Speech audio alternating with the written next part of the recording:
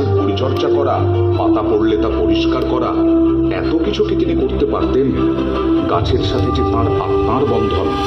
জামুরিয়ার আলীনগরে 3টি মৌজায় নিজের হাতে 5 লক্ষ গাছ লাগিয়ে বনাঞ্চল গড়ে ফেলেছেন রাধেশ্যাম। বছর 75-এ রাধেশ্যামের চোখে যেন ঘুম নেই। সকাল 9টা বাজলেই বেরিয়ে পড়েন গাছের পরিচর্যায়। ছাতা হাতে কখনো হেঁটে, কখনো সাইকেল নিয়ে সারা দিন জঙ্গলে ঘুরে বেড়ান। অন্ধকার নামলে তবেই বাড়ির পথে। ছেলেরা অন্যদের জমিতে চাষ করেন, নিজেও চাষ করতেন। সেই আয়েই সংসার চলে।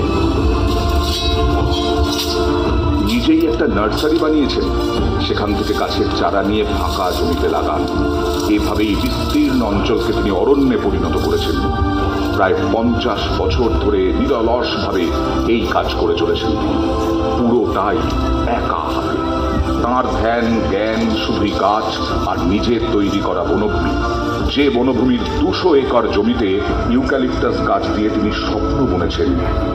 প্রথমে ইউক্যালিপটাস গাছ বসিয়ে শুরু করেছিলেন, পরে নিম গাছ লাগানো শুরু করেন। একসময় যা ছিল লাল কাঁকুড়ে মাটি, সেখানে সবুজের বীজ বুনে দিয়েছেন রাধেশ্যাম। পরিবেশ রক্ষায় রাধেশ্যাম গড়াইয়ের অবদানের জন্য তাঁকে বাংলার মুখ সম্মানে ভূষিত করছে নিউজ 18 বাংলা।